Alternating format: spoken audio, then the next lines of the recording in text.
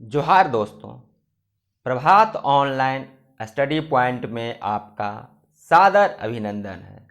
दोस्तों, आज के सेट में सिंचाई से संबंधित महत्वपूर्ण प्रश्न हल कराया जा रहा है, जो झारखंड के आगामी सभी परीक्षाओं के लिए अति महत्वपूर्ण है। दोस्तों, मेरे हर वीडियो का अप टू डेट पाने के लिए चैनल को सब्सक्राइब कर लें और बेल आइकन ज़रूर दबा लें। तो चलिए दोस्तों, प्रश्न स्टार्ट करते हैं। आज का पहला प्रश्न है, राज्य की कुल कृषि भूमि का लगभग कितनी प्रतिशत भाग सिंचित है? देखिए इसका आंसर, राज्य के कुल कृषि भूमि का लगभग 11% भाग सिंचित है।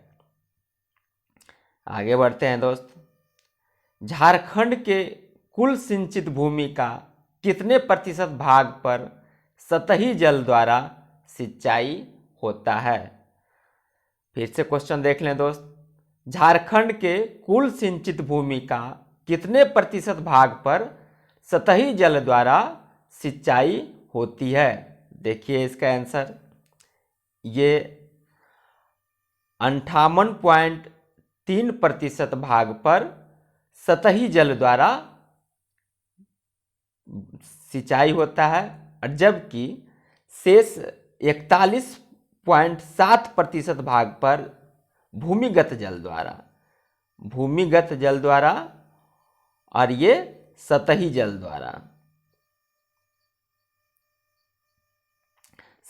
द्वारा जैसे झील, तालाब, नदियाँ, नहर आदि के माध्यम से जो सिंचाई होता है वो सतही जल के द्वारा, और जैसे ज़मीन के अंदर से नलकूप, कुआं, ये सब के माध्यम से जो सिंचाई होता है वो भूमिगत जल के द्वारा।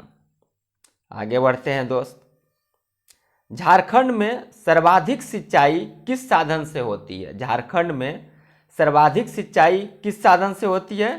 तो देखिए, झारखंड में सर्वाधिक सिंचाई किससे होता है? तो कुआं से होता है। किससे? कुआं से। झारखंड के कुल सिंचित क्षेत्र का लगभग 29.5% भाग कुओं द्वारा सिंचित किया जाता है। अर्थात सर्वाधिक सिंचाई किससे होता है? तो कुआं के द्वारा। आगे बढ़ते हैं दोस्त, झारखंड के कुल सिंचित क्षेत्र का 18.8% भाग किस साधन से सिंचित होते हैं? झारखंड के कुल सिंचित क्षेत्र का 18.8% भाग किस साधन से सिंचित होता है? तो देखिए इसका आंसर, ये तालाब के द्वारा झारखंड के 18.8% भाग को सींचा जाता है, और कुआं के द्वारा 29.5% भाग को। आगे बढ़ते हैं दोस्त, झारखंड के कुल सिंचित क्षेत्र में से कितना नहर द्वारा सिंचित किया जाता है?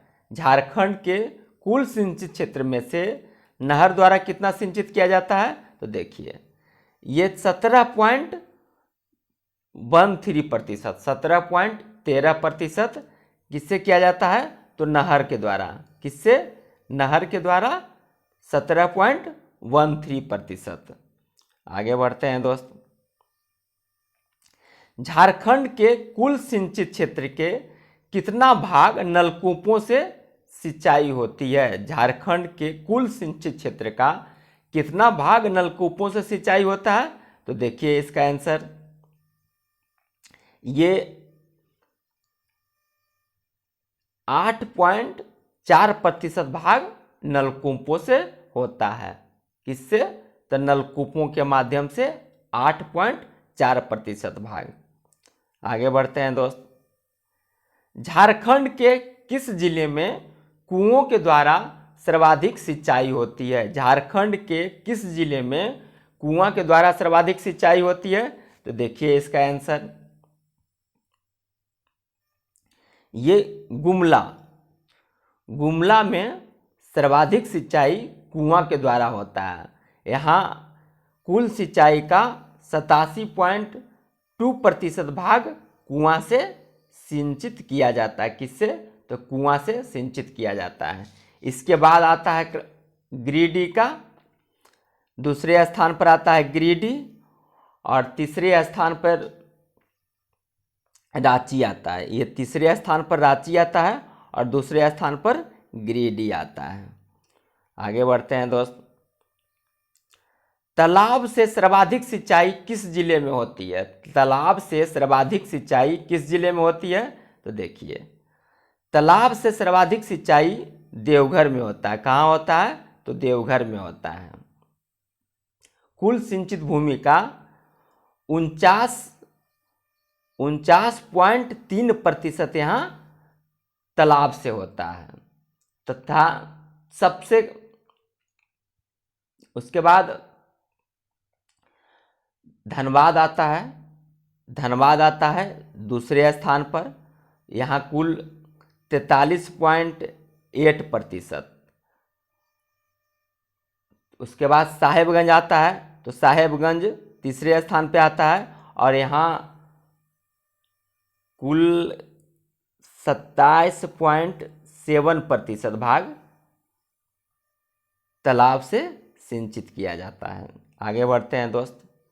झारखंड में नलकूपों से सिंचाई में अग्रणी जिला कौन है? झारखंड में नलकूपों से सिंचाई में अग्रणी जिला कौन है? तो देखिए, ये लोहरदगा है। लोहरदगा में कुल सिंचाई का 32.6% नलकूपों से सिंचाई किया जाता है। कितना? 32.6% नलकूपों से सिंचाई किया जाता है। और नलकूपों से सबसे कम देवघर में होता है। सबसे कम देवघर में, नलकूप के माध्यम से सबसे कम कहाँ होता है? तो देवघर में सबसे कम होता है।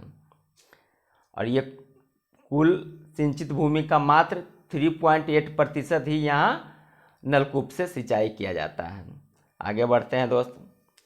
झारखंड में नहरों के द्वारा सर्वाधिक सिंचाई किस क्षेत्र में होता है? झारखंड में नहरों के द्वारा सर्वाधिक सिंचाई किस क्षेत्र में होता है? तो देखिए, ये सीम भूमि वाला क्षेत्र में नहरों के द्वारा सर्वाधिक सिंचाई किया जाता है। किस क्षेत्र में? तो सीम भूमि वाला क्षेत्र में। आगे बढ़ते हैं दोस्त। झारखंड के कुल भूमि के कितने प्रतिशत भाग पर सिंचाई सुविधा उपलब्ध है? तो देखिए, कुल भूमि का ये 23% भाग पर यहाँ सिंचाई सुविधा है, मात्र 23% भाग पर। और कुल कृषि भूमि का मात्र 11% भाग पर सिंचाई सुविधा उपलब्ध है। माने 11% भाग सिंचित है, लेकिन सिंचाई सुविधा उपलब्ध है टोटल भूमि के 23% भाग पर। आगे बढ़ते हैं दोस्त। झारखंड के किस जिले में सिंचाई की आवश्यकता सर्वाधिक पड़ती है? झारखंड के किस जिले में सिंचाई की आवश्यकता सर्वाधिक पड़ती है? तो देखिए, ये दुमका, गोड्डा, साहेबगंज, इन जिलों में सिंचाई की सर्वाधिक आवश्यकता पड़ती है। सबसे ज़्यादा आवश्यकता दुमका में पड़ता है, गोड्डा, साहेबगंज, तीनों में सिंचाई की सर्वाधिक आवश्यकता पड़ती है। आगे बढ़ते हैं दोस्त। झारखंड के किस जिले में सिंचाई की निम्न आवश्यकता पड़ती है? झारखंड के किस जिले में सिंचाई की निम्न आवश्यकता पड़ती है? तो देखिए, ये उपरोक्त सभी धनबाद, बोकारो, चतरा और इसके अलावा पूर्वी सिंहभूम के जिलों में सिंचाई की निम्न आवश्यकता पड़ती है। और सर्वाधिक आवश्यकता कहाँ पड़ता है? तो सर्वाधिक आवश्यकता दुमका, गोड्डा, साहेबगंज वाला जिला में, और सर्वाधिक निम्न आवश्यकता धनबाद, बोकारो, चतरा वाला जिला में सर्वाधिक निम्न आवश्यकता पड़ती है। दोस्तों, इसी के साथ आज का क्लास समाप्त होता है। मुझे उम्मीद, और अगले वीडियो में मैं सिंचाई परियोजना से संबंधित महत्वपूर्ण प्रश्न कराऊंगा। मुझे उम्मीद है कि ये वीडियो आपको पसंद आ रहा है। यदि पसंद आ रहा है तो लाइक करें, सब्सक्राइब करें और अधिक से अधिक दोस्तों के पास शेयर करें ताकि इसका अधिक से अधिक लोग लाभ उठा सकें। इसी के साथ जय हिंद, जय भारत, खुश रहें, मस्त रहें।